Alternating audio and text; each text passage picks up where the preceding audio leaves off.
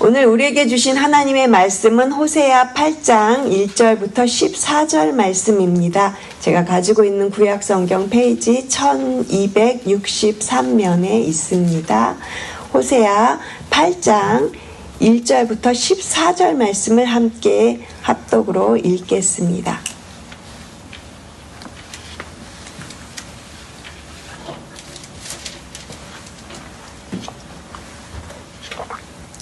찾으신 줄로 알고 함께 1절부터 14절까지 읽겠습니다.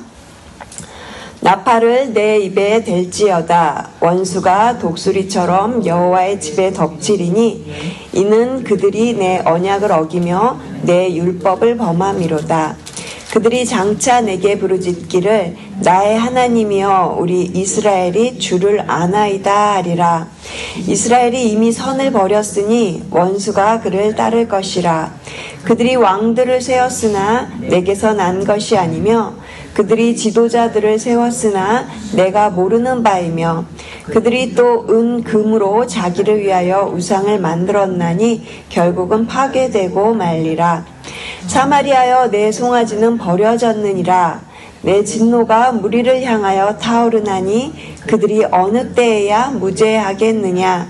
이것은 이스라엘에서 나고 장인이 만든 것이라. 참 신이 아니니 사마리아의 송아지가 산산조각이 나리라. 그들이 바람을 심고 광풍을 거둘 것이라. 심은 것이 줄기가 없으며 이삭은 열매를 맺지 못할 것이요 혹시 맺을지라도 이방 사람이 삼키리라. 이스라엘은 이미 삼켜졌은즉 이제 여러 나라 가운데 있는 것이 즐겨 쓰지 아니하는 그릇 같도다. 그들이 홀로 떨어진 들나귀처럼 아스르로 갔고 에브라임이 값주고 사랑하는 자들을 얻었도다. 그들이 여러 나라에게 값을 주었을지라도 이제 내가 그들을 모으리니 그들은 지도자의 임금이 쥐어준 짐으로 말미암아 쇠하기 시작하리라. 에브라임은 죄를 위하여 제단을 많이 만들더니 그 제단이 그에게 범죄하게 하는 것이 되었도다. 내가 그를 위하여 내 율법을 만 가지로 기억하였으나 그들은 이상한 것으로 여기도다. 그들이 내게 고기를 제물로 드리고 먹을지라도 여호와는 그것을 기뻐하지 아니하고 이제 그들의 죄악을 기억하여 그 죄를 벌하리니 그들은 애굽으로 다시 가리라. 이스라엘은 자기를 지으신 이를 잊어버리고 왕궁들을 세웠으며 유다는 견고한 성읍을 많이 쌓았으나 내가 그 성읍들에 불을 보내어 그 성들을 삼키게 하리라. 아멘. 말씀의 회복이 필요합니다. 이러한 제목으로 오늘 본문으로 말씀을 나누겠습니다. 저희가 계속해서 호세아의 말도 안 되는 이 결혼 이야기를 통해서 하나님께서 우리를 향하신 그 하나님의 마음과 심정이 어떠하신지를 지금 말씀 속에서 살펴보고 있습니다. 어제 새벽에는 에브라임이라고 하는 북이스라엘이 얼마나 하나님 앞에서 죄를 저지르고 그들이 우상 숭배를 하면서 하나님과 멀어져 가는 관계가 되는지 결국은 그들을 끊어내시겠다고 하는 하나님의 심판을 경고하는 내용을 저희가 어제 살펴보았고요. 어제 4가지 비유를 통해서 그들의 탐욕과 욕심이 마치 달궈진 화덕과 같고 또 뒤집지 않은 전병과 같아서 결국은 버려야만 하는 그들의 모습이 바로 에브라임의 모습임을 저희가 어제 살펴보았습니다. 오늘도 그들을 향한 심판의 메시지가 계속해서 이어지는 내용입니다. 오늘 말씀은 정말 참으로 힘든 말씀이에요. 한 구절도 이렇게 좋게 달게 우리가 이렇게 취할 수 있는 말씀들이 아닙니다. 다 처음부터 끝까지 너무 힘든 심판의 말씀들을 하고 계세요. 그런데 입에 쓴 약이 몸에 좋다라고 하는 말이 생각이 났어요. 그래서 우리가 듣기에 힘든 말씀이지만 또 이것이 북이스라엘만의 이야기는 아니기 때문에 우리의 위중한 상태를 위한 약이 되는 그런 메시지라고 생각이 됩니다. 1절을 제가 읽겠습니다. 나팔을 내 입에 댈지어다. 원수가 독수리처럼 여호와의 집에 덮치리니 이는 그들이 내 언약을 어기며 내 율법을 범함이로다. 나팔을 내 입에 대고 불어라 이렇게 말씀하고 있습니다. 전쟁과 같은 심판이 올 거니까 깨어 있어라, 깨어서 나팔을 불어라 이런 의미로 말씀하시는 거예요. 또한 원수가 독수리처럼 여호와의 집에 덮친다고 해요. 여기서 원수는 북이스라엘을 멸망시킨 아수르를 의미합니다.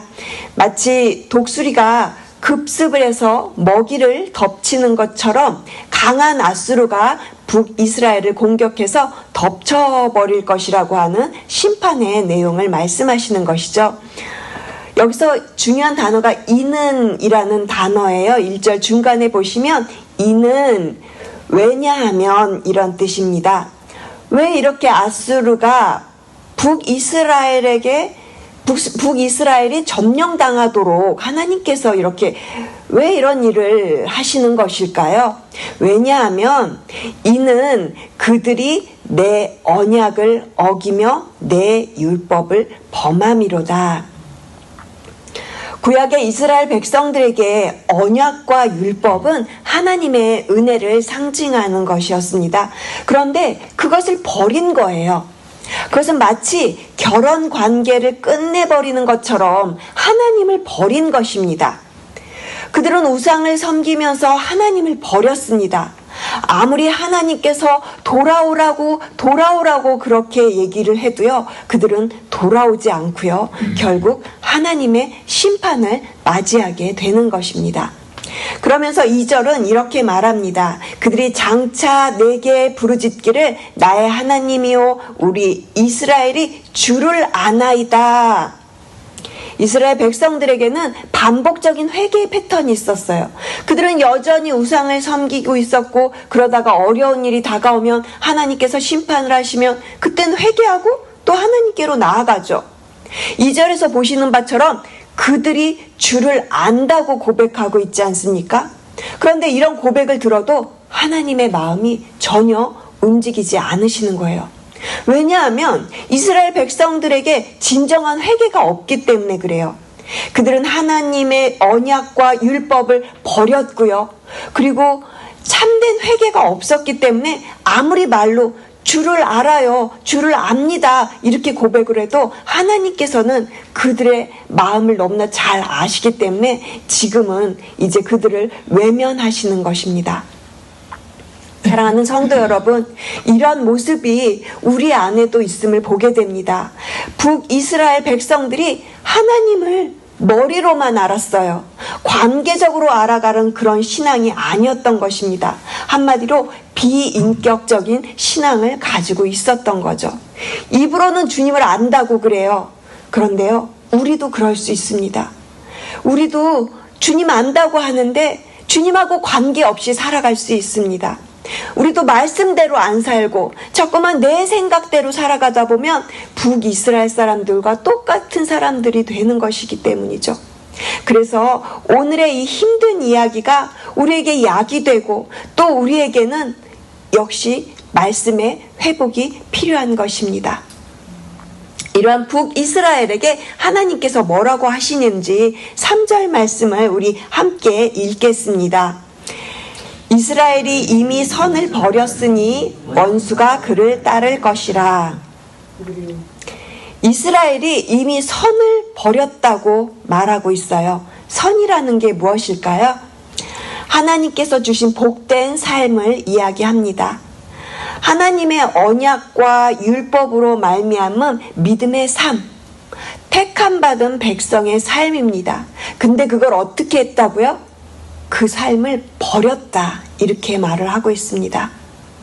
하나님은 우리를 지으신 분이시고 우리를 사랑하셨고 그리고 우리를 위해서 언약을 주시고 약속까지 맺어주셨음에도 불구하고 피조물인 인간이 하나님을 등지고 돌아섰으니까 이것이 하나님의 마음에 얼마나 상처를 주었을까. 우리는 한번 조금 하나님의 마음을, 하나님의 그 심정을 상상해 보아야 할 것입니다. 그래서 그들에게 원수가 따를 것이다 이렇게 이야기를 하고 있죠. 그러면서 그들이 왕을 세웠으나 하나님께서 세우신 왕이 아니고요. 지도자를 세웠으나 하나님께 묻지도 않고 자신들이 마음대로 자신들이 원하는 대로 우상을 만들었습니다. 이것이 4절의 내용이고요. 이러면서 그들의 결과는 결국 파괴되고 말리라, 이렇게 심판의 내용이 계속되고 있습니다. 계속해서 5절과 6절도 여전히 심판의 메시지예요. 이것은 또 5절, 6절은 우상숭배에 관한 내용이에요. 5절 말씀 제가 읽겠습니다. 사마리아여, 내 송아지는 버려졌느니라.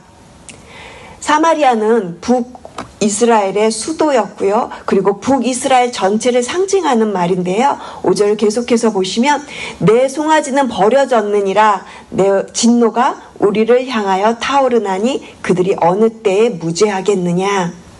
하나님의 탄식이 여기에 있습니다. 송아지는 버려졌다. 그들은 산산조각 날 것이다. 하나님께서 그들이 마치 하나님을 버린 것처럼 이제는 너희들을 버리겠다.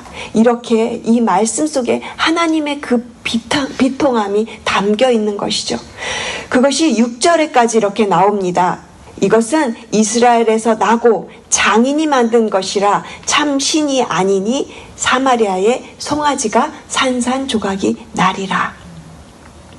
우상은 사람이 제작을 해서 세운 겁니다. 더구나 장인이라는 표현을 보니까 이 우상 장인이 있었던 거예요. 그 당시에 이 북이스라엘에는 우상을 제작하는 장인이 있었고 그것을 전문적으로 그렇게 제작하는 그런 사람들이 있었다는 것을 말하는 거겠죠. 우상을 섬기는 그 모습이 얼마나 패역하고 또 하나님 보시기에 가증스러우며 우리가 생각할 때도 어떻게 이렇게 할 수 있었을까? 하나님의 그렇게 선택받은 백성이, 하나님의 그렇게 사랑을 받은 백성이 어떻게 이렇게까지 타락할 수 있을까? 이런 탄식이 우리 안에도 있습니다. 그래서 하나님께서 이처럼 북이스라엘을 지금 심판하시고 또한 이들을 이끌어 가시는 겁니다. 심판의 회초리를 들어서 이들을 심판하시는 모습이 오늘 본문을 통해서 이렇게 나타나고 있는 것입니다. 계속해서 저희가 7절 말씀을 함께 읽겠습니다. 7절입니다. 그들이 바람을 심고 광풍을 거둘 것이라. 심은 것이 줄기가 없으며 이삭은 열매를 맺지 못할 것이요 혹시 맺을지라도 이방 사람이 삼키리라. 그들이 무엇을 심고 있다고 해요. 마치 농부가 무엇을 심는 것처럼 그들은 바람을 심고 있대요. 바람은 잡히는 게 없죠. 지나가면 흔적은 남을 수 있습니다. 그런데 바람은 보이지 않습니다. 헛된 것을 상징하는 것이 바람입니다. 그들이 바람을 심고 있다라는 것은 헛된 우상 숭배를 하는 그 원인과 결과도 다 모두 바람이라는 것입니다. 헛된 것을 쫓아갔고 헛된 것을 거두게 되지요. 그래서 그들은 바람을 심고 광풍을 거두게 되는 것입니다. 결국 이 광풍은 그들이 나중에 당하게 될 멸망, 심판을 상징하는 단어입니다. 그런데 그들은 왜 이처럼 하나님이 하지 말라고 하는 것을 왜 이렇게 하면서 스스로 자신들의 심판을 지금 초래하고 있는 것일까요? 제가 좀 생각을 해봤어요. 우리한테도 이런 모습이 있을 텐데 왜 우리는 이렇게 북이스라엘처럼 이럴 수도 있을까? 우린 왜 그런 모습이 우리 안에 있을까? 제가 좀 이 본문을 계속 생각을 해보면서 깨닫는 은혜가 없어서 그렇구나. 율법을 저버리고 우상을 택한 결과는요, 나중에 결국 우리의 모습처럼 우리도 말씀을 무시하거나 말씀을 저버리거나 말씀과 내가 상관이 없는 그런 삶을 살아갈 수 있다라는 거예요. 깨닫는 은혜가 없으면 누구나 그럴 수 있다라는 것입니다. 제 안에도 그런 모습이 있음을 오늘 본문을 통해서 정말 많이 발견했습니다. 그래서 누구에게나 말씀의 회복이 필요합니다. 다시금 말씀으로 하나님과 관계를 회복하는 그 은혜가 여러분 모두에게 임하기를 주님의 이름으로 축복을 드립니다. 계속해서 8절과 9절 말씀을 보시면요, 우리 함께 8절 9절 말씀을 읽겠습니다. 이스라엘은 이미 삼켜졌은즉 이제 여러 나라 가운데 있는 것이 즐겨 쓰지 아니하는 그릇 같도다. 그들이 홀로 떨어진 들나귀처럼 아수르로 갔고 에브라임이 값주고 사랑하는 자들을 얻었도다. 여러분, 여기서 이스라엘을 그릇으로 표현을 하는데요. 어떤 그릇이 되었다라고 합니까? 즐겨 쓰지 않는 그릇 같다, 이렇게 말씀을 하고 있어요. 제가 이 부분을 새번역 성경으로 읽어드리겠습니다. 한번 들어보세요. 이스라엘은 이미 먹히고 말았다. 이제 그들은 세계 만민 속에서 깨어진 그릇처럼 쓸모없이 되었다. 외로이 떠돌아다니는 들나귀처럼 아시리아로 올라가서 도와달라고 빌었다. 에브라임은 연인들에게 제 몸을 팔았다. 여기서 즐겨 쓰지 않는 그릇을 새번역에서는 깨진 그릇이라고 그렇게 표현을 해요. 깨진 그릇은 더 이상 쓸 수가 없습니다. 마치 어제 우리가 들었던 비유처럼 한쪽만 태운 전병, 뒤집지 않은 전병처럼 아무짝에도 쓸모가 없는 모습을 나타내고 있어요. 지금 이스라엘이 그런 모습이 된 겁니다. 이제 그들은 세계 열방에 먹혀버렸고요. 이제 그들은 깨어진 그릇처럼 그렇게 쓸모없이 버려지게 됩니다. 하나님의 언약의 백성이라는 그 이름이 이제 그러한 모습이 결코 아니라 다 끝나버린, 아무짝에도 쓸모가 없이 버려지게 될 이스라엘을 표현한 말인 것이죠.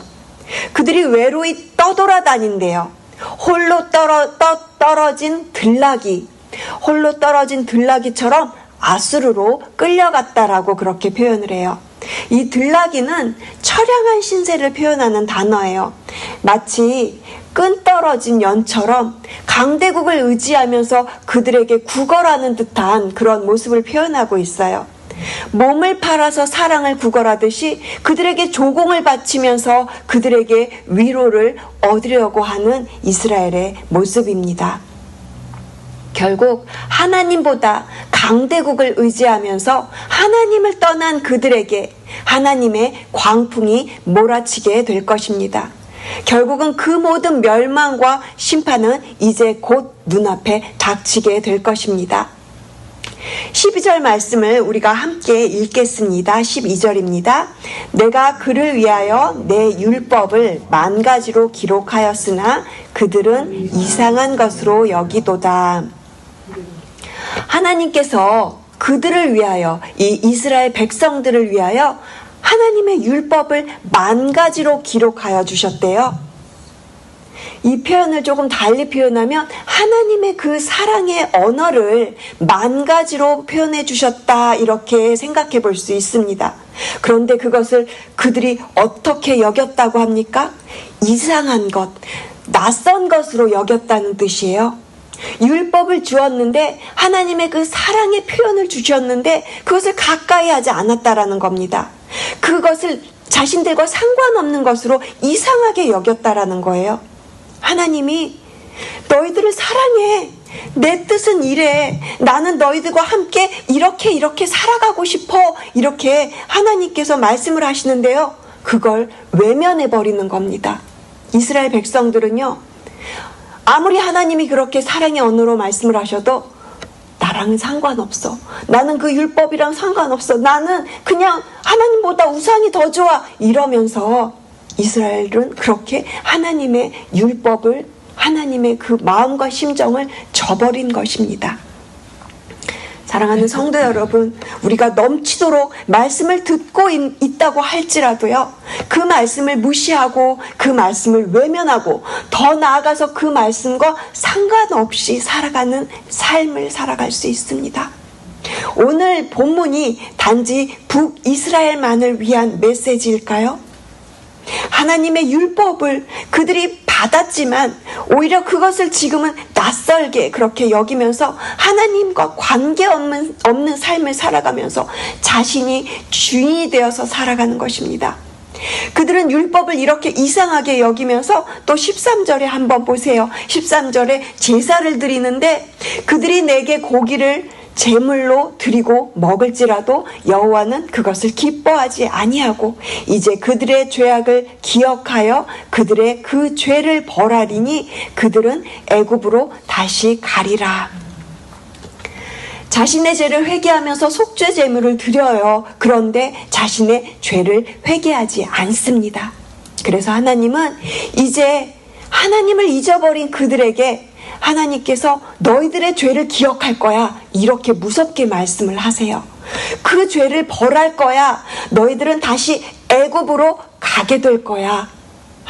여러분, 애굽이 어떤 곳입니까? 이스라엘의 그 종살이 하던 그곳, 비참하게 노예로 살던 그곳에서 하나님께서 그들을 출애굽시켜 주셨어요. 그리고 하나님의 백성으로 살아가도록 선택해 주셨습니다. 그런데 그들을 다시 애굽으로 보내실 거래요. 출애굽한 그들이 다시 애굽을 하겠다, 이렇게 말씀을 주시는 겁니다. 나중에 결국 그곳에서 고생을 하면서 그들은 다시 깨닫게 되죠. 너희들에게 주셨던 복이, 그 은혜가, 하나님께서 자신들과 함께 했던 그 임재가 얼마나 복되고 소중한 것이었는지를 고생을 하면서 그들은 나중에 다시 깨닫게 되지요. 말씀을 정리하겠습니다. 오늘 말씀을 통해서 저희들에게 말씀의 회복이 필요함을 깨닫게 됩니다. 다시 하나님의 말씀이 우리 안에 회복되어서 우리의 삶을 이끌어 가시도록, 오늘 말씀 속에 나오는 이스라엘처럼 제가 종교인처럼 그렇게 예배를 드리고 있는 것은 아닌지 생각해 보게 됩니다. 헛된 바람을 심고 있는 것은 아닌지, 나의 삶의 주인은 정말 누구인지 다시 한번 돌아보고 결단해야 할 것입니다. 그렇게 한 주간의 삶에서도 이 말씀을 붙잡고 승리하기를 원합니다. 요즘 우리 교회에서는 창립 3주년 특별 세미나가 진행 중에 있습니다. 지난 토요일 세미나에서 목사님이 이런 말씀을 해주셨어요.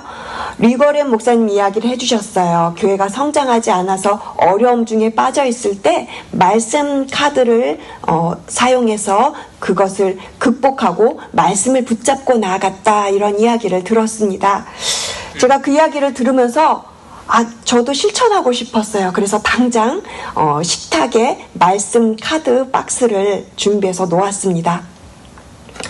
그리고는 그 다음날 남편이 체카를 사용하다가 손이 밴 거예요. 피가 그냥 철철 나고 너무 많이 이게 지혈이 안 돼서 너무 힘들었습니다. 남편이 너무 아파하고 저도 그 모습을 보면서 너무 속상했어요. 그런데 식탁에 앉아서 그냥 말씀 카드를 하나 이렇게 남편이 집었는데 이런 말씀을 주신 거예요. 예레미야 30장 17절 말씀입니다. 여호와의 말씀이니라, 내가 너의 상처로부터 새 살이 돋아나게 하여 너를 고쳐주리라. 아멘. 너무 감사했어요. 그냥 제가 뭐 이런 일이 있을 거라고 생각하고 이 말씀을 적었겠습니까? 그냥 제 눈에 띄어서 이 말씀을 적어서 넣었고, 또 남편도 그 말씀을 이렇게 잡은 거예요. 여러 말씀이 있었어요. 한 10몇 개 있었으니까 그냥 잡은 거예요. 하나님의 말씀이 우리 곁에 계시는구나. 너무너무 감사했어요.